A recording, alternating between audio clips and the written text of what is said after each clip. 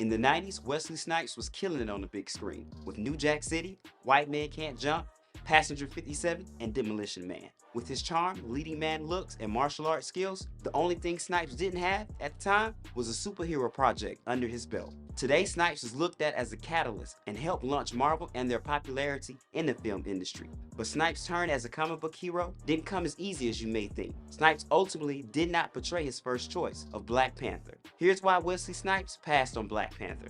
The character Black Panther was created by Stan Lee and Jack Kirby and made his first appearance back in 1966, a few months before the founding of the civil rights activist group, the Black Panther Party. Black Panther is the first superhero of African descent in mainstream American comics. He received his own issues in July of 1973, which will go on to tell the stories of the superpowered and intellectual protector turned ruler of Wakanda, a highly advanced and hidden fictional country in East Africa. The character has since appeared in several Marvel comics, animated shows, but the prospect of Black Panther becoming a movie became real in the mid-90s. Around the same time, comic book sales went on a decline, which led to a few questionable business deals made by Marvel. Marvel spent most of the 90s trying to get out of bankruptcy, which led them to auctioning off the use of their characters to several different movie studios. During that time, movie studios didn't seem to have much faith in Black Panther, with the film rights being handed around to several different studios. Not to mention other failed attempts at Marvel movie adaptations that led to the box office bombs in Howard the Duck in 1986, The Punisher starring Dolph Lundgren in 1989, and Roger Corman's unreleased Fantastic Four in 1994.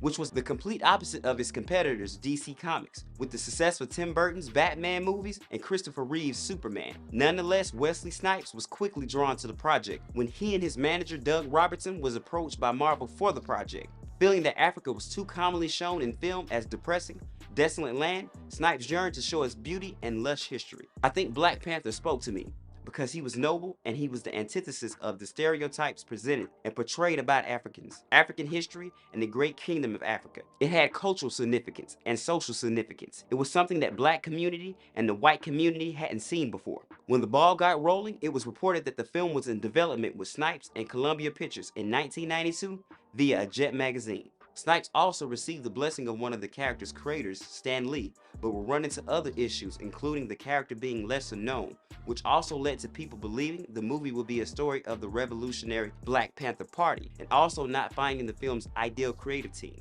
Black Panther is an iconic character who much of the world was unfamiliar with, and the communities that I grew up in would love. According to Snipes, a total of 3 versions of the film's script was written between 1990 up until 1994. Marvel editor-in-chief at the time, Tom DeFalco, said during those years, he sat through many pitches for Marvel properties, but most of them fell flat until he met with Columbia execs and screenwriter Terry Hayes. The screenwriter gave this incredible pitch from beginning to end for Black Panther.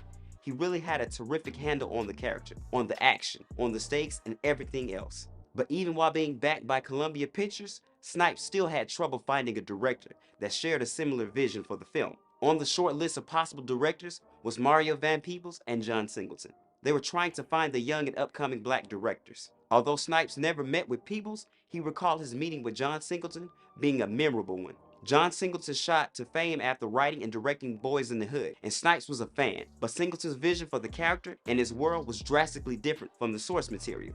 I laid on him my vision of the film being closer to what you see now, the whole world of Africa being a hidden, highly technically advanced society, cloaked by a force field, vibranium. John was like, nah, See, he's got the spirit of the Black Panther, but he's also trying to get his son to join the civil rights organization, and he and his son have a problem, and they have some strife because he's trying to be politically correct, and his son wants to be a knucklehead. I'm loosely paraphrasing the conversation, but ultimately, John wanted to take the character and put him in civil rights movement, and I'm like, dude, where's the toys? They are highly technically advanced, and it would be fantastic to see Africa in that light, opposed to how Africa is typically portrayed. I wanted to see the glory and the beautiful Africa, the jewel of Africa. I love John, but I'm also glad we didn't go down that road, because that would have been the wrong thing to do with such a rich project. Snipes also admit that it wasn't just being able to agree on the story of the film, but finding the right director, but the inability of physically portraying Wakanda on screen, as seen in the comics and previous forms of media. We didn't have the technology we have now. Pixar didn't exist. None of the things, the CGI capabilities that we have now existed. And people even thought that the name of the Black Panther in the zeitgeist of Hollywood had a reference to the revolutionary group versus the comic book. So it's hard to make. Long story long, we didn't end up making it. The rights went back and converted back, and then Blade came along. I rock with that. A perfect example of such CGI capabilities would be the 2018 Black Panther's habit, a uniquely crafted suit with the ability to form itself around the wearer after it's mentally commanded, formed by nanobots, released from a traditional Wakanda ceremonial necklace, much different from what we would have seen in the earlier film. Actually, I figured it would be a leotard with maybe some cat ears on it. I would have to be in shape and just be straight bodied up. I never imagined anything more than a leotard at the time, which I didn't have a problem with because I started out as a dancer. After the project stalled, Snipes moved on and Singleton was still attached to the film, along with another Marvel character, Luke Cage, with Tyrese Gibson in mind for Cage. Also in 1996, Stan Lee admitted publicly to being dissatisfied with the scripts that was given for Black Panther. Snipes kept a good working relationship with Marvel, which led to him being on a short list of possible actors to portray another Marvel character, Blade the Vampire Hunter, created in July 1973 by Marv Wolfman and Gene Cullen.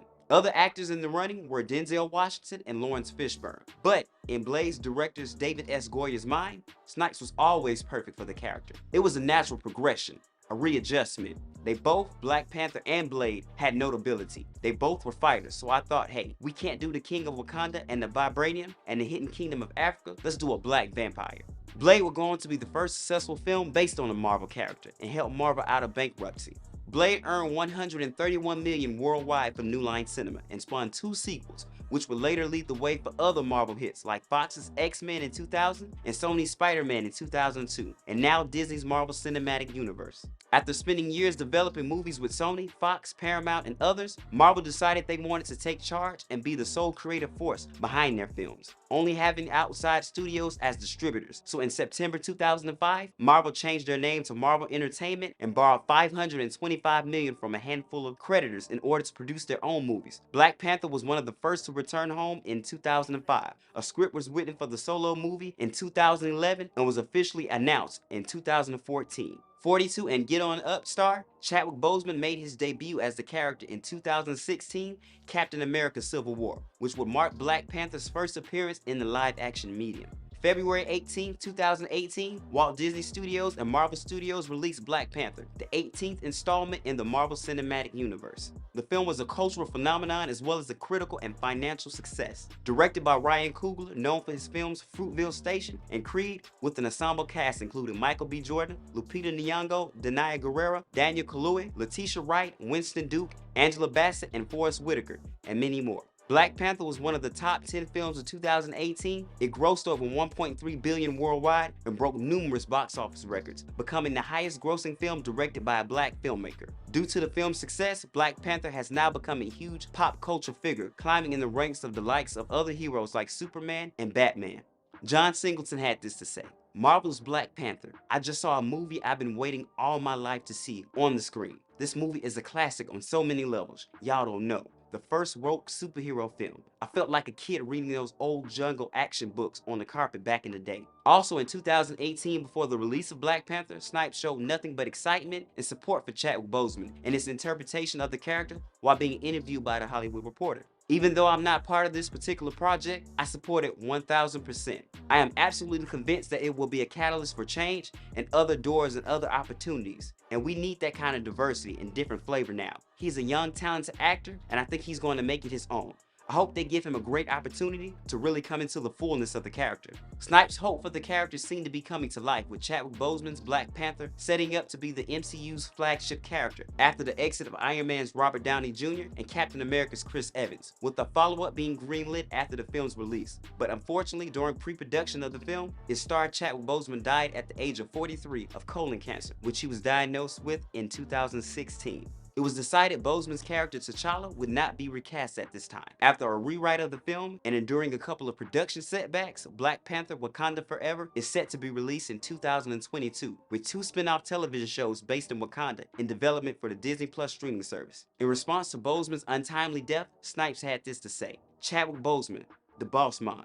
You, sir, manifest the highest quality and caliber thespianship. For those that didn't know you, boss man, you were a king long before you stepped in Wakanda. My brother of infinite talent, through you we saw a glimpse of our infinite potential. Thank you, my marvelous comrade, for coming. We are better because of it. Now go handle the Lord's business. We will hold it down here. Till King return, See you in Act 2. With love, the Daywalker, Wesley Snipes. It was 28 years in the making, but Black Panther finally made it to the big screen. Both Blade and Black Panther has not only been cemented in comic book history, but in film as well, thanks to both Wesley Snipes and Chadwick Boseman's portrayal. It's been commonly debated which character had the biggest impact on the diversity you see in superhero and big budget films today, but one thing for certain, both characters and his movies help further prove that multicultural characters in entertainment does have an audience and make money. With 2018's Black Panther being just the beginning of the story of Wakanda, Snipes could very well possibly find himself there in the near future.